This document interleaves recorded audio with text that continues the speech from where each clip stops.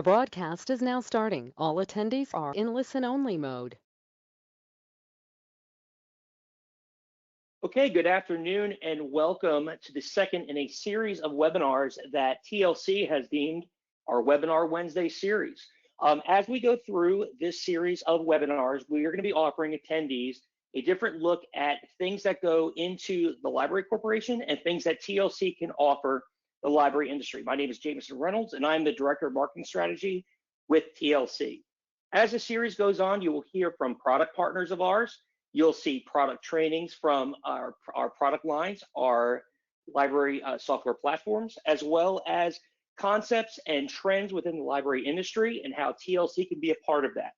Today's session is going to be focused on LS2 inventory. This will be a dedicated training session to the inventory module that you would find with our library.solution, also known as our LS2 product line, our library management service.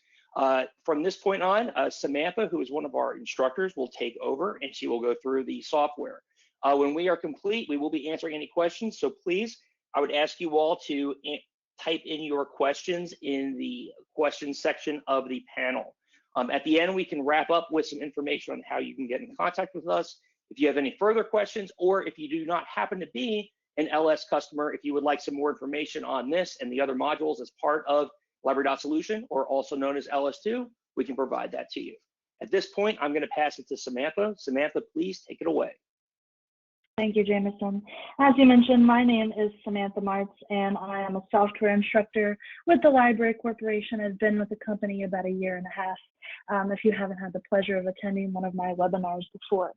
We're going to go over LS2 inventory, as Jameson said, and in library.solution version 552, LS2 inventory is actually the first non-cataloging set of workflows that is placed inside of LS2 cataloging. LS2 inventory replaces our real-time inventory module, which will no longer be accessible after you upgrade to version 5.5. Inventory is not changed in how it's used, however. It updates the item's date inventory and confirms its availability on the shelf. Before we actually get into inventory, I'm going to come in here to LS2 preferences to point out the permissions under security and roles. And since inventory is embedded into cataloging, the permissions are there. And if I just scroll down a little bit in our long list of permissions that can be enabled, we have inventory access and inventory rollback. And these are the two permissions that give inventory access, and another step for the inventory rollback feature, which you'll see as I go through my demonstration. So these are the only two permissions right now for inventory. So you can totally create a new role that only allows users to access inventory and can disable any of the other parts of cataloging. Along with these, just like LS2 cataloging is location limited, inventory will also be location limited. So now that we know about how our permissions are set, let's go ahead and jump into LS2 inventory. We can use the dedicated LS2 inventory button on the launch page, or we can also access it if we are already within LS2 cataloging. When we use the LS2 inventory button, we're taken right to the inventory screen. And as you can see up here on the top, the LS2 inventory button is at the end of the header. So to begin an inventory, we're going to use the Create Inventory button. And you can select one or more collections to be inventoried. So if you're going to be doing one collection at a time, multiple ones, this can satisfy that need. Now, I mentioned what inventory actually does, and it looks for items that have a status of available to confirm they're on the shelf. And this will make a little bit more sense as we go in and actually look at inventory, but items with a status other than available do not need to be inventoried. This is because library.solution already knows the status of those, and we'll see as we go through, they may be lost, they may be missing, they're otherwise accounted for in the system, and it already knows that. So for my collection, I'm going to go ahead and use the drop down, and I'm going to type in my horror collection, which I have set up for my inventory demos. Then we have a couple of settings that we can choose, and it should be noted that these can be changed during the inventory. Now there are two settings. The first one I'm going to talk about is the send alert for incorrect shelf location. This setting can be selected only if you're inventorying one collection. As obviously, if you're doing one collection, you can go down the row and check the shelf location. If you're doing two at a time and skipping around, then you're not really able to check that. The second setting is charge overdue fines. If during inventory you find a book that is checked out and you are charging fines at your library at the time and that book is overdue, the system will go ahead and elect to, when it checks that book in through inventory, charge the overdue fine. Now, as mentioned, these can be changed during the inventory. So if you start maybe finding a lot of books that were checked out and are charging fines and you decide you just don't want to have that burden, you can change it so it no longer charges overdue fines.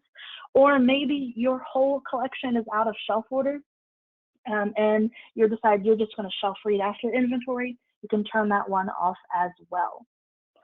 So I'm going to go ahead and start our inventory. And when we do this, we are taken into the inventory screen. We have my horror collection selected. And I took some time and I actually ran a report on my collection that I was going to be inventorying. And we can see that it is 7 books. And I have those 7 books listed here. And there are 4 here, and that 4 stands for books that are otherwise accounted for. I mentioned those statuses other than available. And you can see here on my report, I have a book that's checked out, one that's lost, one that's missing, and one that's in transit, which accounts for these 4 that have a status other than available. As we go through, we're going to scan both the available ones and the ones with a status to see the differing messaging that we'll see during the inventory process. Before we start scanning, you'll see here that there are alert sounds that inventory will allow you to select. You can either have all alert sounds on, only alert sounds for errors, or have them off completely, depending on the climate in your library. If there are patrons around, if you need to kind of keep it to a minimum, you can choose those settings. A couple of other things once you start scanning books, multiple users can scan into the same inventory at once. So if you're not worried about shelf location, you can have one staff member start on the left side of the shelf, and you can have another staff member start on the right side of the shelf and meet in the middle, and everybody could be scanning. If multiple people are scanning into an inventory, it does show their username, and that'll make more sense once we see what one looks like when it is scanned in. So I'm going to go ahead and refer back to my report here, and we're going to start scanning some items. And I'm going to start with just one of my available items on the shelf. So obviously, when you are out in the stacks, you will hopefully have a scanner and be able to just scan the books. I do have to type in my barcode, so it's a little bit more clunky than the experience you would have out the stack. So inventory 993, this is Salem's Lot. It was marked as available in the system already, and the inventory went through fine. Now, how does the inventory process actually work in the back end? That is through our process called offline circulation. It actually runs the barcode through offline circulation, checks the status, and either checks it in and inventories it, or once we see when we get into some of these other status messages, that it'll actually throw back a message for us to handle it otherwise. So we're going to go with our second available book, and this is inventory 995. So we've scanned in 2 books. No actions were taken. They were simply inventoried. We can see that because my progress bar here has counted up. I now have 6 out of the 7 books accounted for because I have scanned and inventoried 2. So we have 2 books that were available. So let's go into inventory some of these ones that have some sort of status. So this book, inventory 994, this book is in transit. Now, if you're not familiar with the in transit status, it can mean a number of things. It could be that a hold is placed on it and I need to take it out on the shelf, bring it back to the circulation desk and check it in, or it's supposed to be in transit to actually another physical location within my library system. This is why it brings this message up for us to take it to the circulation desk for further review, because the system is not quite sure what kind of transit it is in or where it needs to go. So when you take this item to your LS2 staff circulation module, you'll be able to scan in that barcode, see where this book actually needs to go, or if it needs to fulfill a hold at your branch. Once we scan that one in, because it was not truly inventoried, it does have a red outline and a red triangle here, letting us know that it had an error. Basically, it didn't get inventoried. It's not really an error, it's just a warning message. So let's go ahead and do our missing staff action one. So this is inventory 997. This book is missing. Now, missing books, because they don't really have any obligations attached to them, it's simply at one point in time we went out to try to find under the dome on the shelf and it wasn't there. So we marked it missing. This book is allowed to be checked in, and it just lets us know that it was missing. So it changes the status now to available because we found it on the shelf. Inventory 998, this is a lost book. It shows us a very similar message to the in-transit item because this needs to be taken to the circulation desk for review. We need to see who had the book out when it went lost. Do we need to charge them any lost fees or otherwise? How are we going to handle this book? And then finally, our checked out book. This is inventory 999. And it was checked out to a patron, and because it's been sitting on the shelf for who knows how long, in this case it's only been a number of minutes because I checked it out right before this webinar. However, it simply checks it in, and if there were any overdue fines, if we had that setting turned on, it would let us know that it charged those appropriately. So now that we have scanned everything that I am telling you that is on the shelf, right now I have 6 out of the 7 books that have come through their inventory. And one more thing I wanted to point out, in our help file for LS2 cataloging, on the left side in the index, there are a lot of inventory specific documents. And if we go into the inventory process, scanning item documents, and we scroll down just a little bit, there is a whole list of some of the other scenarios you may encounter. Now I showed you just a few to give you an example of the kind of messages that show up. This gives you a few more. Hopefully this accounts for as many of the types of statuses you can see. Obviously, if other things come up, our support team is always there to help you out.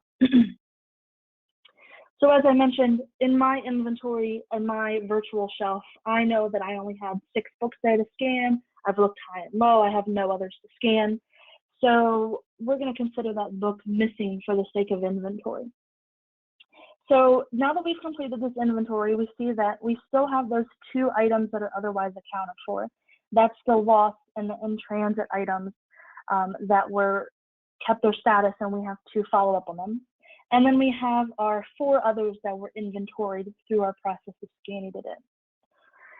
Once you are absolutely sure that you are done your inventory, you've looked high and low, you've checked in the cataloger's desk, you've checked in the dusty space under your circ shelf, those books are nowhere to be found, we can go ahead and head to the review button.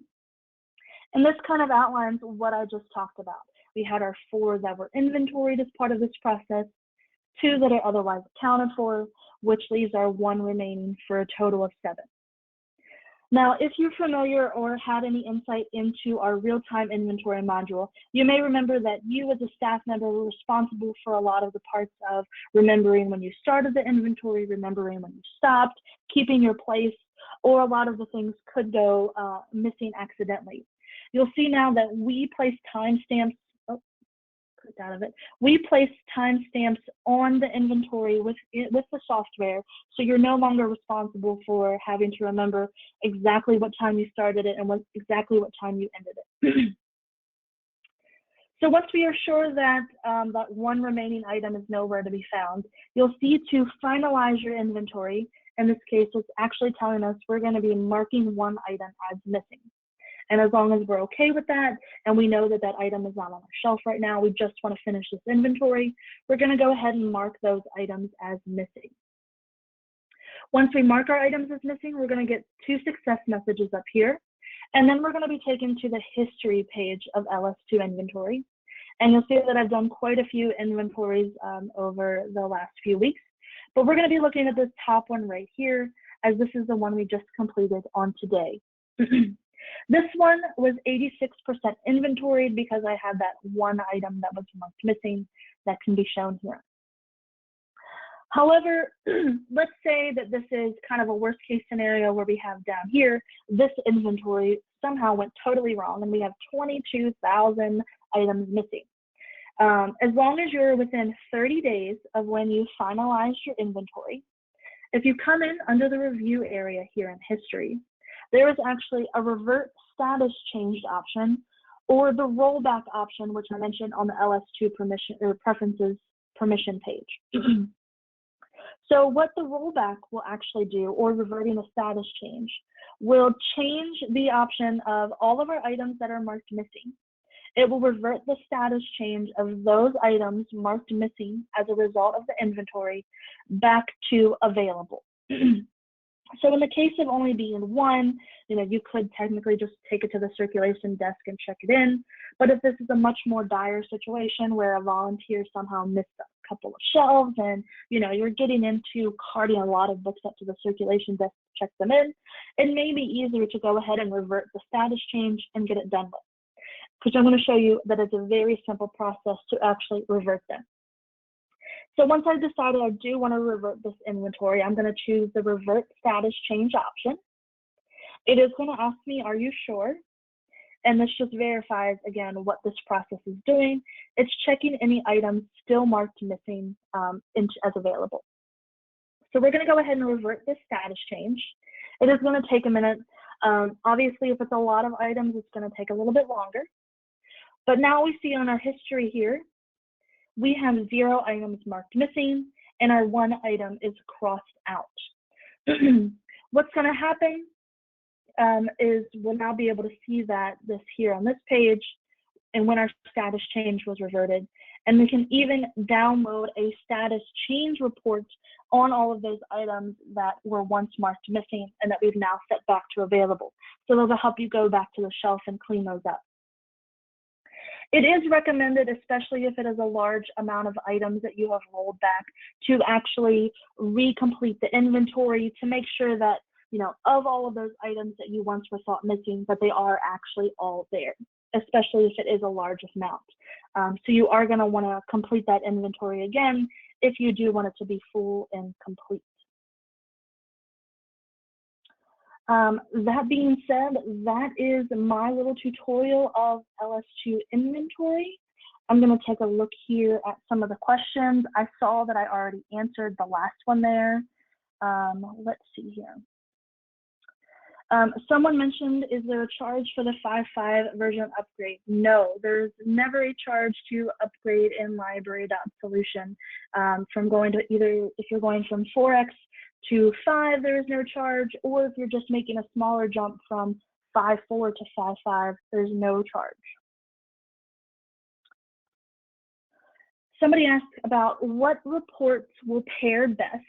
And if we go back to the help file I mentioned, there is both a welcome to inventory process, and I believe the reports that are recommended are actually in this pre-inventory preparation. This LS2 inventory module is not as reliant on you running reports as I believe real-time inventory seem to be.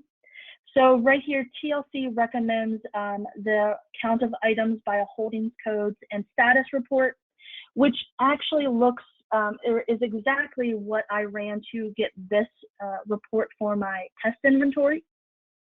There's also items in a holdings code. So there are a couple of report suggestions here for you to use to find those reports that pair best. There's a question about, is the collection the active collection or the owning collection? And active and owning collection have been a hot topic recently. And unfortunately, off the top of my head, I do not know if it is the active or the owning collection. So I will mark that question down, and hopefully our organizers know exactly who asked that, and I can get that information out to you.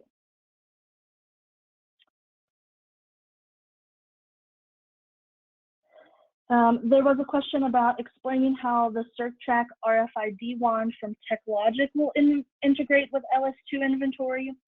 I do not know all the details about that. I know there is some work that is being done, but unfortunately I don't know all the details, but I do know that I believe that is a hope in the future. And maybe Jameson can touch on that at the end, because I know he knows a little bit more about that. Will items that were marked missing before this inventory started also revert back to being checked in? No, if they were not marked missing as a part of the inventory, they will not be reverted back. It is only for those options that were marked missing as a result of the inventory. So if I had something that was already marked missing that we didn't actually find during the inventory, it would not get reverted to available if it's not actually there.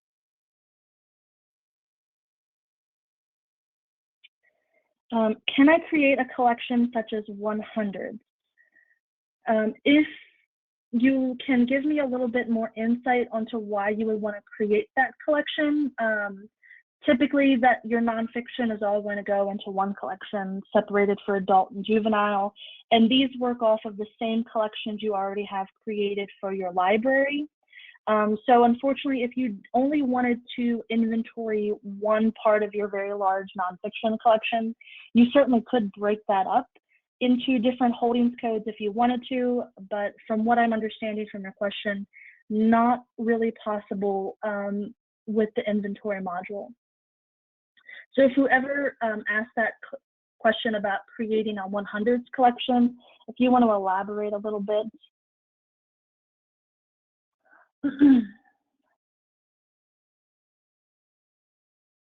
Another question about, is there a way to inventory so it's not telling you when things are out of order, just when they're on the shelf? Yes, so how I actually did my inventory was just simply verifying that that item was on the shelf. If you did want to know if things were out of order, that is when you would send an alert for incorrect shelf location. And it actually will tell you, it'll pop up on the screen and say this item is out of order, and then it basically tells you to put it back and then reset your shelf location order so that you would start back in order again. These are all very good questions. For the couple of items marked in red that had issues for further investigation, will they have an inventory date recorded that we could see in LS2 staff? Let's actually go and look, because I believe I know the answer to that question, but I want to verify. So we had inventoried, let's do this one. So inventoried 998 was one that is marked lost. It has a checkout date of 3/25. It actually does not apply the date inventoried. I thought it did apply a last seen date, but it does not.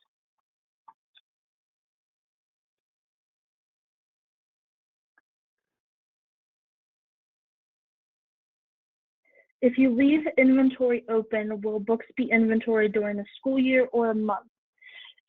So inventory is pretty new to, or at least LS2 inventory is pretty new to us as a product. So we're still kind of learning about all the ways that it's used. Leaving it open is obviously fine. It's still going to, catch all of your circulations, but it's probably not best practice to leave it open year round to complete an inventory. If you want to elaborate on that question as well, I could give you some more insight.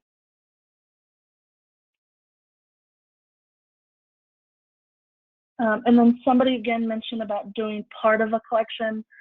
As far as I know, that is not possible because it takes in your whole, it takes part of your whole holdings code. So if you did your whole fiction holdings code, you would have to do A to Z and not just A to L. They can obviously sit there for a while. This inventory has been sitting here since January. Now, obviously, this is a training server, so there's not really any action going on, so it's not impacting us, but items can still be checked out if they're in an inventory and that sort of thing. You're going to see your numbers fluctuate, however.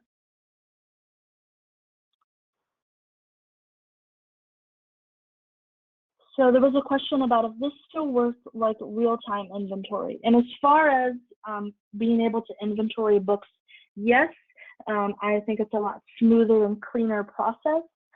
Not sure where you were trying to go with that question about how it still works.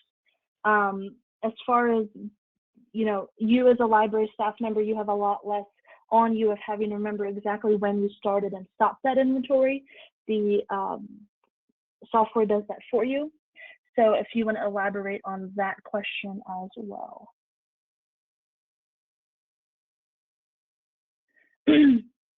So the question about can you inventory and without selecting a genre? So when I created my inventory, I was actually selecting a collection or a holdings code. This is my holdings code of F horror. I just created that simply so I would have a very small collection to inventory for a training. If you can see here in our list of holdings codes, we have all sorts of holdings code that would mimic what you would have in the library. So here's an adult fiction collection. And if I go ahead and start that one, you can see it has 7,900 books in it. So this would be more like you would have at a library, except all of your books aren't going to be otherwise accounted for. I think these are all marked as lost. I'm not sure what's going on there. But yes, you can do whole collections. It's not really genre based. It's just how I named my holdings code for this training.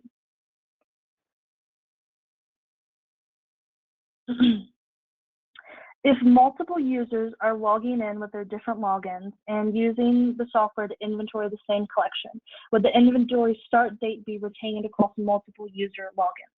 Yes, it will, because we can see that Tom started this inventory on, January the 7th, and it has stayed there. Even if I went in and I don't know, let me see if I can, I don't know a book off the top of my head or a music that is in this, but yes, if I scan this, it's anything into that inventory, it's not going to change the date that it started.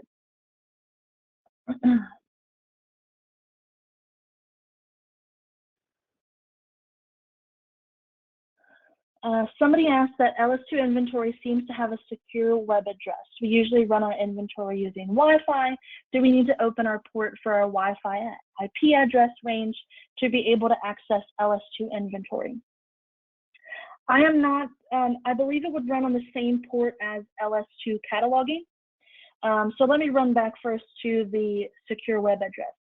When you upgrade to version 5, it is recommended that you move to a secure website. So all of your web addresses for library.solution products would start with HTTPS. So that would be across all of the products. So I can switch here to LS2 staff, and you'll see that that starts with it as well. So if you can access any of your modules over the Wi-Fi normally, you would be fine, but obviously it's something that you want to test, and then there may have to be things that are changed to be able to access LS2 cataloging as a whole or any of your other modules as a whole.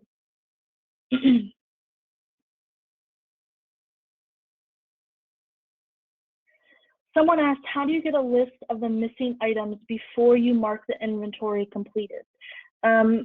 If you are in an inventory and you are going to have items that are going to be marked missing as a result of it, you can't actually get a list of those items as far as I know, because you haven't completed the inventory and actually marked those items missing. They would be otherwise noted as, available, because that's what they are on the shelf right now before you realize they were missing because of the inventory.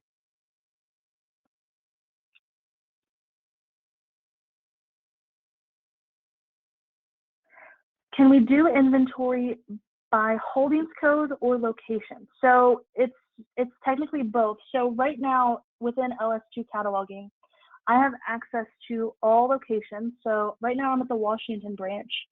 So what actually shows up here when I click on create inventory are all of Washington's holdings codes. So when you are doing an inventory or you're creating an inventory, it can only be for one location and any of their collections. So, you know, I could select as many of these collections at Washington that I wanted to inventory, but they could only be for Washington. And then in the same vein, if another day I worked at Jefferson, when I go to their inventory page, we see that there are no inventories started.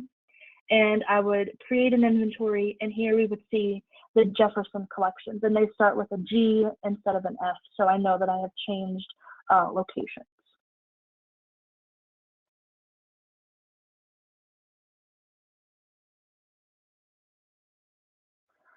So we have a follow-up to the lost item question. If it doesn't have a date inventoried, can you just check the item in and then rescan it in the inventory to get that inventory date? I have not tried that, and I've already ended my inventory. I could go back, but as long as you have otherwise, if you take that lost book and you check it and then marked as available, it's already, you know, in your system. It's going to have that last seen date attached to it. So you can run it through inventory again, but it's marked back as available, and you know that it's not missing. So it may not be totally necessary to inventory it. So what happens if you inventory a shelf more than once? So if you're already in an active inventory and you go back and you try to scan a book again, it actually tells you that it's already inventoried, much like the other messaging we saw. If you finish that inventory and then went back and started again, then it's not going to have a message. It's simply going to make you run the inventory again. But if you're within an active inventory, let me just show that real quick. And I scanned, I want to make sure I remember which one's available. If I scan 993 and then let's say I scan 993 again, it's just going to tell you that that item was already inventoried.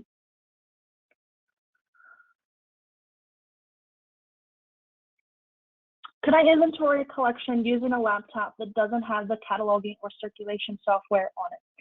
So the beauty of 5.5 especially is that it's all web-based. So all you really need to have access to on your laptop is whatever your URL is for your software. You don't necessarily have to have the circulation module pulled up. Cataloging is enough. You would just have to take those books that need to be checked in circulation to the actual desk. So there's not really any software to download now in 5.5 for cataloging and inventory. It's simply web-based, so you can take it out there and see that. Yes, the cataloging, LS2 cataloging came with version 5. Someone asked if it was in 5.5. This LS2 cataloging itself actually comes with version 5.1 when you make that jump over. But since you know, we're up to date now, everybody who's moving from version 4X to 5 comes to 5.5X.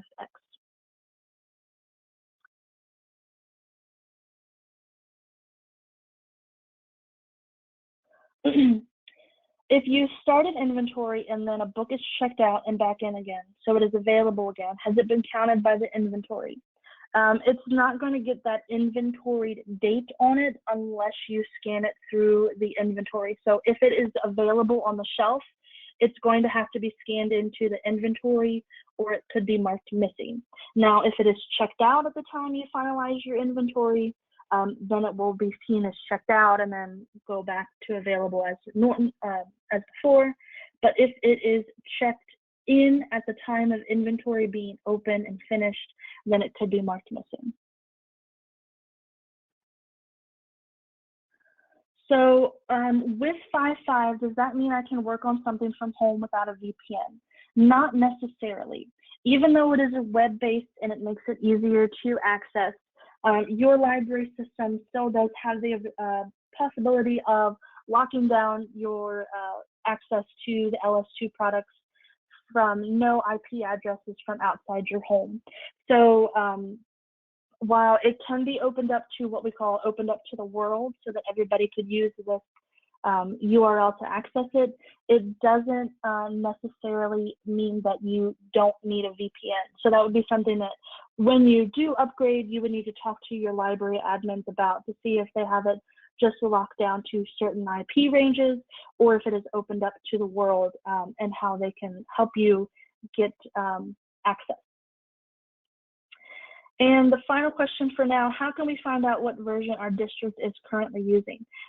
So easy way, if you have the launch page, it actually tells you down here LS2 launch page version 5.5 or 4, whatever.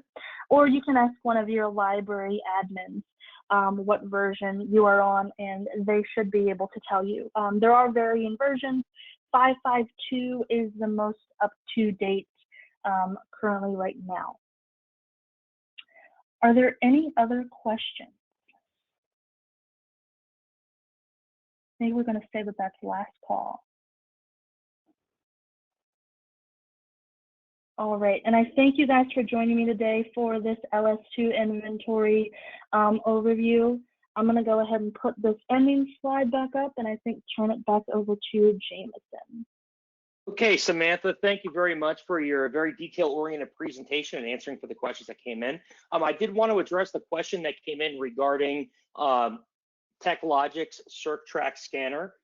For those of you that may have been at PLA, you may have been able to see us demonstrate the software that is going to be coming out that actually does integrate TechLogic's CircTrack scanner into LS2 Inventory. We are currently on version 5.5. 5.6, the version that will be coming out next, will actually include that type of integrated functionality.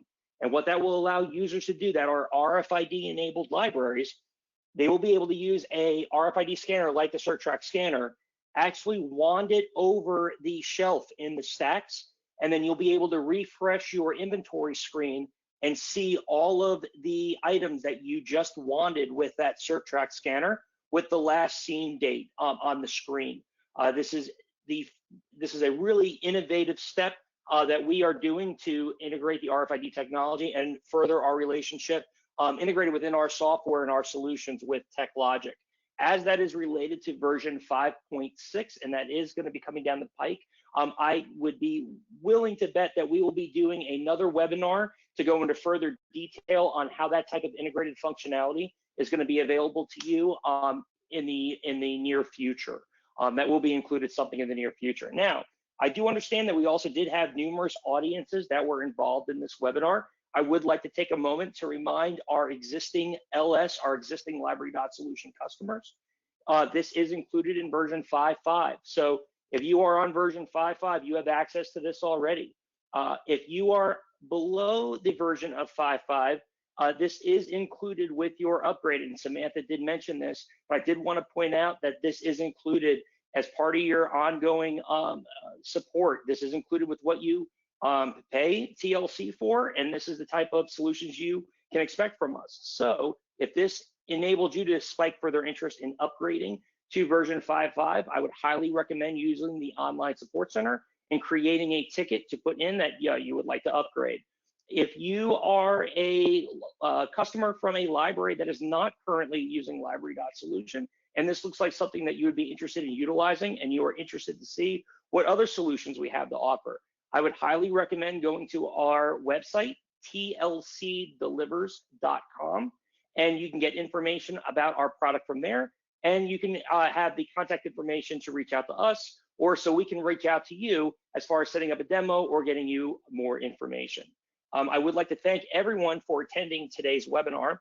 Our webinar next week, April 15th at 3 o'clock Eastern Time, will be record groupings and clusters and the future of packs. This is a demonstration by our Carl team, and what they will be doing is showing you their Carl Connect discovery layer and really trying to cut through the alphabet soup of Ferber and FRAD and BibFrame and metadata, and really cutting through all of that to show you what a Ferberized view within a discovery layer that focuses on patron needs, what that really does look like. Thank you all for attending. We do appreciate your attendance, and I hope everyone has a nice, safe, and healthy week, and we'll see you next Wednesday. Thank you.